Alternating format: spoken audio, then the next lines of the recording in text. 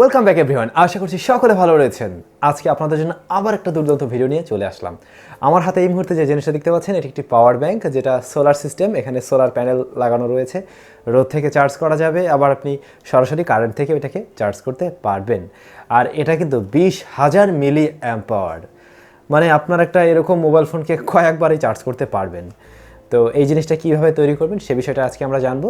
আর এটা তৈরি করতে কিন্তু আপনাকে খুব বেশি টাকা পয়সা খরচ করতে হচ্ছে না, অল্প কিছু টাকা পয়সার মাধ্যমে আপনি এটাকে তৈরি করে নিতে পারবেন এবং অবশ্যই আপনি নিজেও তৈরি করবেন। তো চলুন শুরু করা যাক। আপনি যদি আমাদের চ্যানেলে নতুন হয়ে থাকেন অবশ্যই সাবস্ক্রাইব করে রাখুন প্রত্যেক সপ্তাহে এরকম দারুণ ভিডিও পাওয়ার জন্য। প্রিয় দর্শক, আমাদের আজকের ভিডিওটি স্পন্সর করেছে মাসুম ইলেকট্রনিক্স। তাদের কাছে এই প্রজেক্ট তৈরি করার যাবতীয় সরঞ্জামাদি আপনি পেয়ে যাবেন এবং আপনি অনলাইনের মাধ্যমেও পারচেস করতে পারবেন।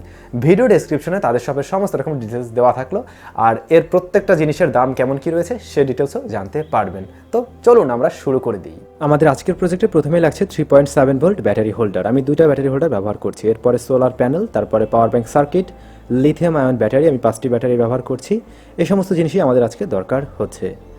তো আমি যেহেতু আসলে 5টি ব্যাটারি ব্যবহার করব, সেই ক্ষেত্রে আমি এইখানে আরেকটা আলাদা একটা কেসিং ব্যবহার করছি, ব্যাটারি হোল্ডার আর কি, যেহেতু আমার কাছে 5টি ব্যাটারি হোল্ডার ছিল না।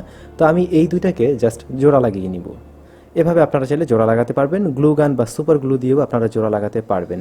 আর এমনিতেও 5টার হোল্ডার বা আরেকটু বেশি সাইজের ব্যাটারি হোল্ডারও কিন্তু পাওয়া যায়, সেগুলো কিনেও ব্যবহার করতে পারেন। তো এভাবে ফিক্স করে নিতে হবে আপনাকে। এবারে একটি গুরুত্বপূর্ণ পার্ট আমাদের জানতে হবে, এই ব্যাটারি হোল্ডারগুলো কিন্তু সিরিজে কানেকশন করা। তো আমাদেরকে এগুলো প্যারালাল কানেকশন করতে হবে, অর্থাৎ এক পাশের লাইনগুলোকে সব একসাথে করতে হবে এবং অন্য পাশের লাইনগুলোকেও একসাথে করে ফেলতে হবে। তো এমনিতে কিন্তু এগুলো সব সিরিজে আছে, আপনারা জানেন। মূলত এখানে ব্যাটারি দিলে এখন কিন্তু 12 ভোল্টের উপরে চলে যাবে। তো আমরা জাস্ট যে কাজটা করব, এক পাশের লাইনগুলোকে সব প্যারালালে নিয়ে আসব। তো দেখুন আমি এখানে ঝালাই দিয়ে সবগুলো সংযুক্ত করে দিচ্ছি। এইভাবে একটার পর একটা সংযুক্ত হয়ে যাবে।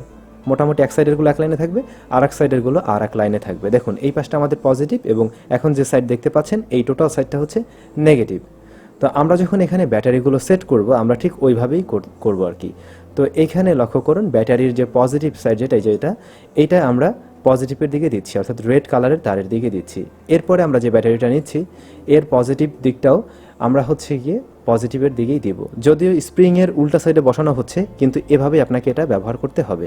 প্রত্যেকটা ব্যাটারির ক্ষেত্রে ঠিক এভাবেই হবে। পজিটিভ লাইনগুলো সব যাবে রেড কালারের সাইডে এবং কালো কালারের সাইডে আসবে নেগেটিভ লাইনগুলো। ঠিক এভাবে করে আপনাকে জাস্ট এখানে সেট আপ করে দিতে হচ্ছে।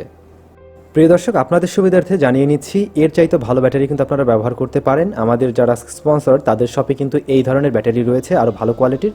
চাইলে এই ব্যাটারিও ব্যবহার করতে পারেন, সেই ক্ষেত্রে অবশ্যই আরও ভালো ব্যাকআপ আপনারা পেয়ে যাবেন। আপনারা ব্যাটারিগুলো প্যারালালে এভাবে কানেকশন করে আরও মিলি অ্যাম্পায়ারও কিন্তু বাড়িয়ে নিতে পারেন, মানে অ্যাম্পায়ার আরও বাড়ানো সম্ভব। যাই হোক, এখানে দেখুন এখন কিন্তু আমাদের ভোল্ট রয়েছে 3 ভোল্ট, মানে 3 পয়েন্ট সামথিং রয়েছে, যেহেতু সব প্যারালালে কানেকশন করা। তো এখন আমাদের দরকার হচ্ছে সোলার প্যানেল। এটার মাধ্যমে মূলত আমরা এই পাওয়ার ব্যাংকে চার্জ করতে পারবো। এখানে লক্ষ্য করুন পজিটিভ এবং নেগেটিভ আউটপুট লাইন রয়েছে। তো এইখানে আপনাকে দুইটা তার বের করতে হবে দুইটা লাইন দিয়ে। তো আমরা এখন এখানে একটু ঝালাই করে দুইটা লাইন বের করে নেব, একটা পজিটিভ এবং অন্যটি নেগেটিভ। আপনারা বিভিন্ন সময় অনেকে কমেন্টস করেছেন ঝালাই করতে গিয়ে আপনাদের অনেক সমস্যা হয়। এটা কিন্তু খুবই সিম্পল একটা ব্যাপার। যদি খুব বেশি সমস্যা হয় একটু বেশি ওয়াটের ব্যবহার করতে পারেন, সোল্ডারিং আয়রন।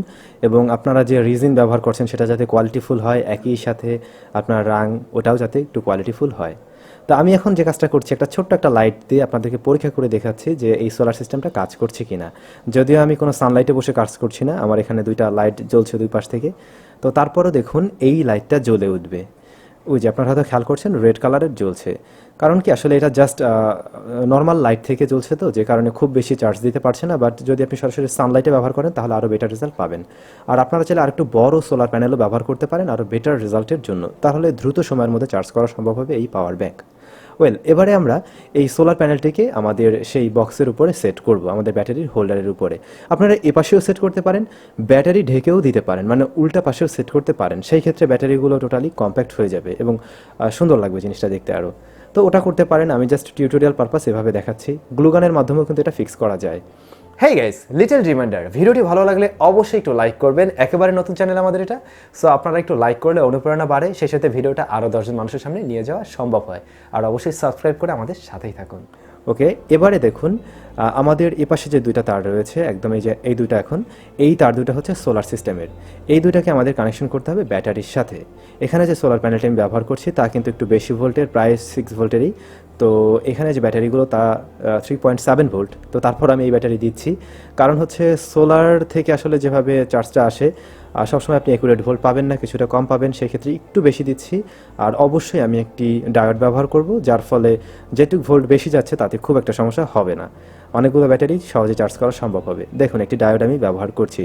এই ডায়োডটা আপনারা অবশ্যই ব্যবহার করবেন, এটাতে দুইটা কাজ করবে। একটা হচ্ছে কি আপনার বেশি ভোল্ট আসলে সেটা কিছুটা রেজিস্ট্যান্স অবশ্যই সে করবে, একই সাথে এই যে ডায়োডগুলো, এই ডায়োডের কিন্তু একটা সাইড থেকে ভোল্টে দেওয়া যায়। সো আমরা জাস্ট চাচ্ছি সোলার থেকে শুধুমাত্র ব্যাটারিতে কারেন্টটা যাবে, কিন্তু ব্যাটারি থেকে সোলার দিকে যাতে আর ব্যাক না করে। দ্যাটস ওয়াই আমরা এখানে এটা ব্যবহার করতে পারি। তো আপনারা জাস্ট এইখানে মাইনাস লাইনে এটা ব্যবহার করে দিতে পারেন, এভাবে শুধুমাত্র এটা ব্যবহার করে দিলেই হবে। তো দেখুন আমি জিনিসগুলো একটু সেট আপ করে নিয়েছি মোটামুটি। এবারে আমাদের এই সাইডের কাজ মোটামুটি কমপ্লিট। এখন যে কাজ বাকি রয়েছে তা হচ্ছে একটি পাওয়ার ব্যাংক সার্কিট সংযুক্ত করা। এই হচ্ছে পাওয়ার ব্যাংক সার্কিট। বিভিন্ন রকমের পাওয়ার ব্যাংক সার্কিট পাওয়া যায়, আপনারা জানেন। এইটা ব্যবহার করতে পারেন, কারণ এখানে ইন্ডিকেটিং লাইট টাইট ব্যবহার করা হয়েছে, ইন্ডিকেটর রয়েছে। সো আপনি বুঝতে পারবেন আপনার পাওয়ার ব্যাংকটিতে কেমন চার্জ থাকছে। এইটা মাইনাস লাইন এবং এইটা হচ্ছে পজিটিভ লাইন। তো এই দুটাতে আমরা জাস্ট এখন ঝালাই করে দিব। ঝালাই করে দিলে মোটামুটি আমাদের পাওয়ার ব্যাংক কিন্তু রেডি হয়ে যাবে। ওয়েল, আমি ঝালাই করে ফেলেছি। এবারে দেখুন, এখন যদি আমরা একটু সুইচ ক্লিক করি, এখানে একটা সুইচ রয়েছে, তাহলে দেখতে পাবো কতটুকু চার্জ রয়েছে। একেবারেই চার্জ নেই, জাস্ট 1 পয়েন্ট আর কি, একটাই শুধু দেখাচ্ছে বার। তো এটাকে আমি একটু সেট আপ করে নিই, এখানে গ্লুগানের মাধ্যমে আমি এটা ফিক্স করে নিচ্ছি।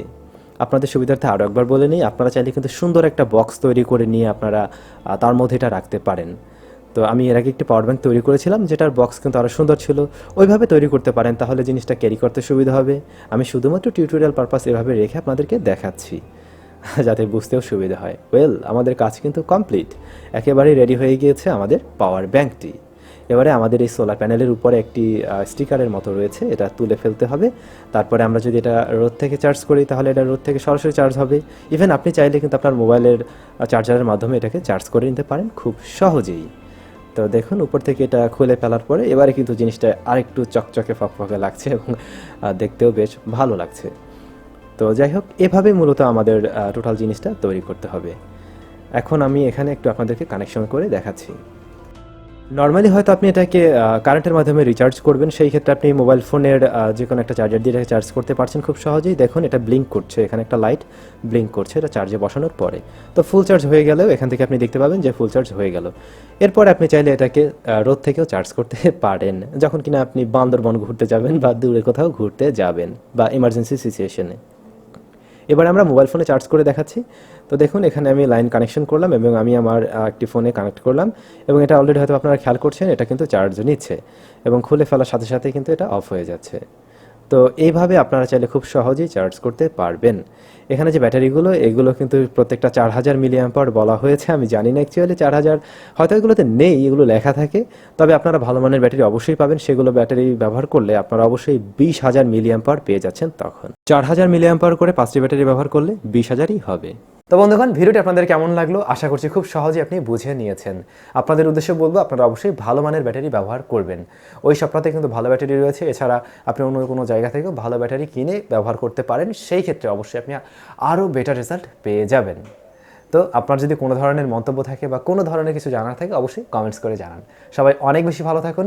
আর হ্যাঁ, আমাদের যে আরও 2টা চ্যানেল রয়েছে, মেইন চ্যানেল SamZone এবং উইথ স্যাম, এই চ্যানেল দুটাকে অবশ্যই সাবস্ক্রাইব করে সাথে থাকবেন। ভিডিও ডেসক্রিপশনে লিঙ্ক পেয়ে যাবেন। ভালো থাকুন, সুস্থ থাকুন, দেখা হচ্ছে পরবর্তী ভিডিওতে।